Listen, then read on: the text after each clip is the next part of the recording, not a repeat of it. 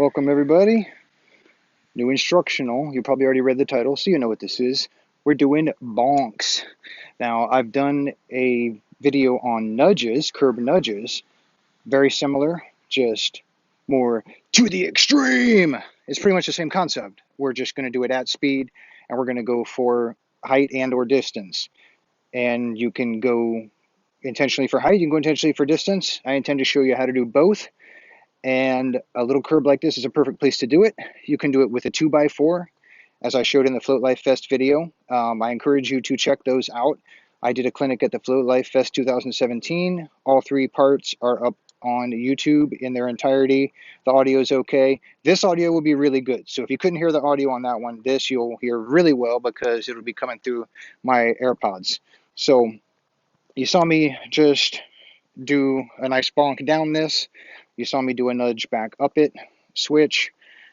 I encourage you to find grass. There's a lot of things where I say you really probably need to figure it out on pavement, but this is all about the grass. There's no reason you can't nudge on grass or bonk on grass. And a section of 2x4 would probably be plenty good, but I like a curb because it's guaranteed not to move on you. If you can spike your 2x4 into the ground or something to make sure it won't move, go for it. Use what you got, do what you got to do. But a curb that ends in grass would be wonderful. If you got a curb with grass on both sides, not sure how you're going to find that. That's going to be rare. So something like this is going to be perfect. I would go for something about this height. You can do it higher.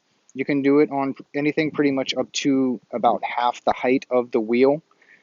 But anything higher than that, you're pretty much just going to stop. So, and we want air. So you can get plenty of air off of something that's 2 inches. This is maybe 2.5 inches high, probably not more than 3 inches high. Plenty high enough to get a lot of height, a lot of height to get a lot of distance. So I encourage you to check out my video, the other video on the Float Life Fest. I encourage you to check out my nudge video because the nudge is something you should have down before you're doing bonks. If you got the nudges down though and you're having trouble getting bonks, then I'm going to assume you know how to do the nudges. I'm going to assume you've seen the other video. So we're going to just go from there. Now, the reason people might be able to do nudges but not bonks is because of the feeling of being at speed and the confidence of being at speed and not just rolling over it when you're going at speed. And that's what I see a lot of people doing. They're like, I can keep rolling over this thing, but I'm not getting any air, or I'm getting incidental air just rolling over. I'm not getting that pop. And it's pretty much always because you're not taking advantage of the fact that this is a one wheel. It has a motor. You're not using the motor to bounce off of that.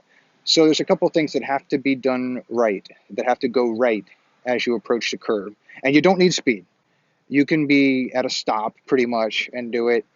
You can be barely moving and do it. You really don't need speed. But what you need is momentum. You need to translate forward momentum into vertical momentum.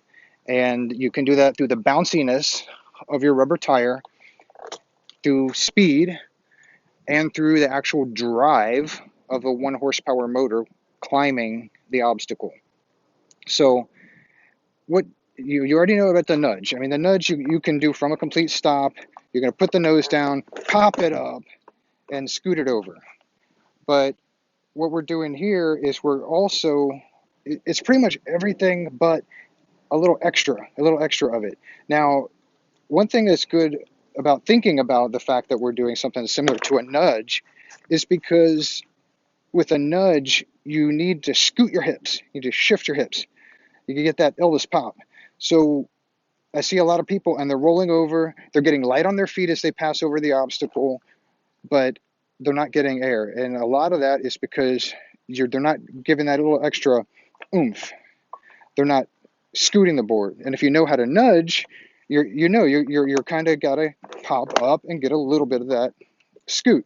Now you're going to do the same thing for a bonk.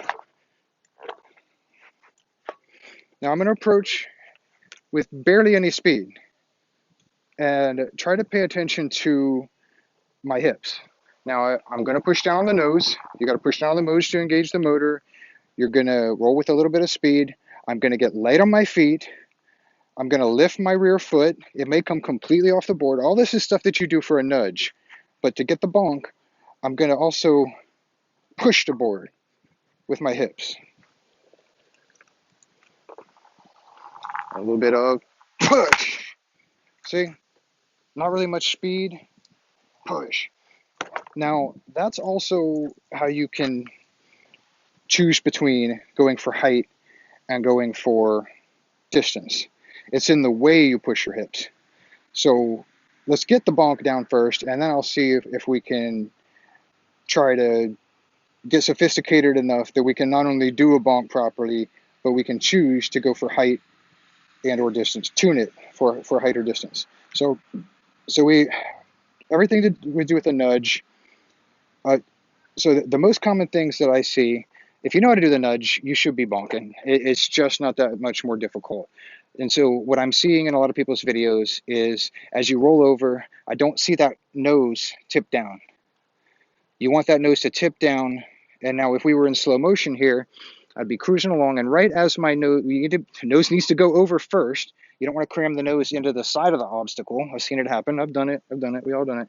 But it needs to be between the time that it passes over the obstacle and before your wheel hits. You want to engage the motor hard to get that pop. So we're going to just barely be moving along, and then boom, pop over. See, I wouldn't even move in there, and we still got it. So that hip shift, nose down, and now the nose is down right at the same time that you're getting the hip shift. So we're taking this wheel and we're trying to bounce it. It'll bounce on its own, but we're giving it a little help.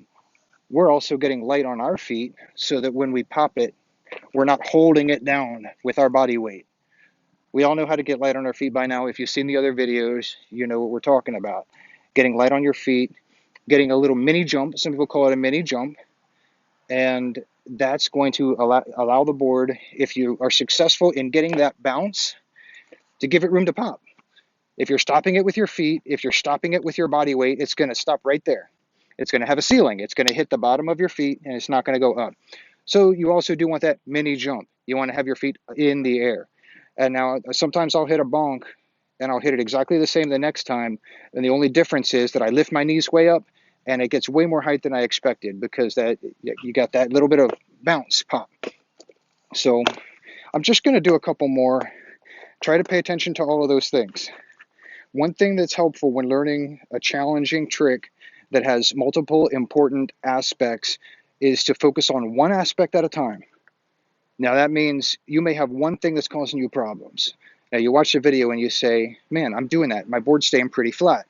You filmed yourself. You see, my board stays pretty flat. I don't tilt the nose down. So you're going to do that trick 20 times. And every time you do it, you're going to think and say to yourself, I got to put the nose down. I'm going to push the nose down. I don't care what else happens. I don't care if I don't even make it over the obstacle. But no matter what, as I pass over, my nose tilts down. I engage the motor. Do that. Then once you get pretty good at that, switch to another aspect of the trick. I'm going to lift my feet. I'm going to get really light. And then you may do that a first couple times. You shift your focus to that aspect of the trick and you lose the first one. You see, now I'm not pushing my nose down again. But then it'll be easy to get that one back because you've got it. Then you hit that one. And once you pancake those aspects down, you get your reflexes down, you build the skills, it's just going to start coming like butter. And it's just going to be a routine trick. This is a trick that you can do 10 out of 10. This is a high landing percentage trick. It's one of the coolest tricks. It's one of the most useful tricks. And this is something that can be done reliably. So there's no excuse to not be able to do it reliably other than just getting that focus, practice, attention to detail. Now, I'm giving you all the details. I'm giving you in verbal form. That's something that is my gift, and I can do that for you. I can translate what you need to do into a verbal form. You can write it down. I've done that. I'll take a difficult trick, and I'll work it, and I'll pull up my phone, and I'll pull up a notepad, and I will write down aspects of that trick. And when I come to try it, if I'm failing, I'll pull it out, I'll read them to myself, and then I'll go back to it. You know, this is discipline. This is high-level stuff here. This is what it's going to take to do the more challenging tricks. So get all those aspects down in your mind, speak them to yourself, practice them individually, and then put them together. So let's see another one in action with a little bit of speed. So I'm going to assume we've gotten this far. If you put those aspects together, you're bonking. You're getting some height. You're getting a little bonks. You may not really have an idea whether or not when you do a certain bonk, if it's going to go high, if it's going to go far, you don't know, but you know you'll get a little bit of air. Let's fine tune that. Now we're on to the next level. Now we're going to say we want good bonks. We want predictable bonks. We want to be able to, I want to be able to put a marker on the ground and make sure that I go at least that far. I want to be able to put something there like a beer can or something and make sure that I go over it. So if you want distance, and you don't have to be going that fast to get a little bit of distance, that's going to be a hip shift that's going to be mostly forward.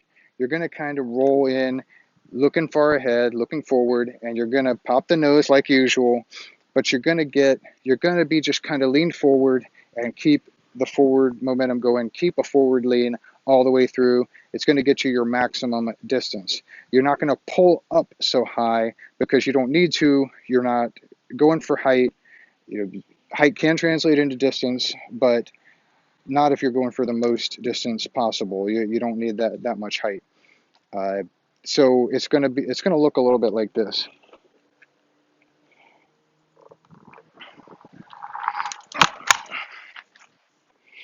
And I'm not trying to go crazy here with these because I don't want to have a bunch of wrecks here in the video.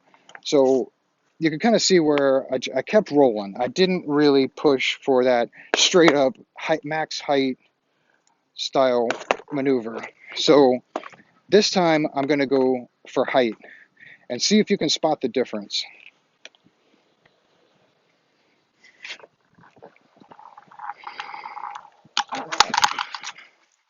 There's one of those wrecks we were talking about. I'm not going to edit this. Falls happen.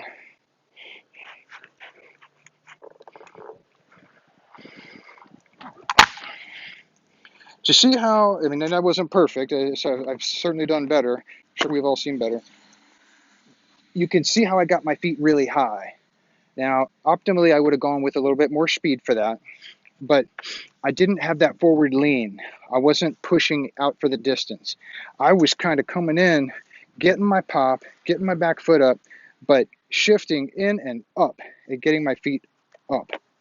So that's really going to be the difference. And it's another thing that's going to come with feel. If you're watching this, you're probably still learning bonks. You probably haven't successfully done one yet. So we went a little further than what you need for now. But I expect come back forward to the last part of this video and try to work on going for height and going for distance. 2x4, small curb, something like that's going to be plenty. That's going to be enough to get you some height and have some fun with these things. They're really a blast. And you've seen me do things too where you can kind of bonk up, land on the obstacle, stay there, do pivots. There's all sorts of different versions that are coming out these days. I have to admit, I'm inventing most of them. I've got some 180s. If you see my videos, I've got 180s going backside forwards over the obstacle, going switch over the obstacle. This trick is going to be one of our staple tricks. It's a Chinese Ollie. I mean, this trick has had a name for 3 decades. It's a Chinese Ollie. That's what it's called in skateboarding. Some people call it a Crack Nollie because you're popping over a crack in the sidewalk. But it's a little bit of a long and clunky term. And during Float Life Fest 2017, we started calling them bonks. In skateboarding, a bonk is a slightly different trick. It's when you're passing over an obstacle, you're already in the air, and you nose bonk off of it.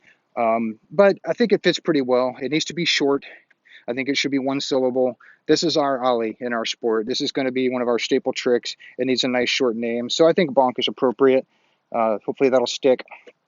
So I hope you guys got something out of this video. I hope you enjoy it. I hope it's helping you learn to land some stuff. I've been seeing a lot of people lately that have been talking about this trick, having difficulties with this trick, posting up videos where they're having trouble getting the tricks, even after seeing my other videos. So I wanted to try to nail down a little bit more detail, give you something else to sink your teeth into, so that hopefully if you've tried it and you've seen my other tips, that I've added a couple things for you that are going to help and that are going to help you nail it. If you nail it, let me know.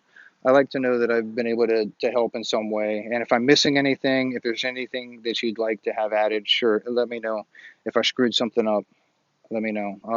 I'll add it, edit it, or just redo the whole thing. So good luck, guys. Go bonk some stuff. Let me see how you do. I'd really like to see more people do this trick. There really was not that many people in the world doing this trick until Float Life Fest 2017. I think just through the clinics.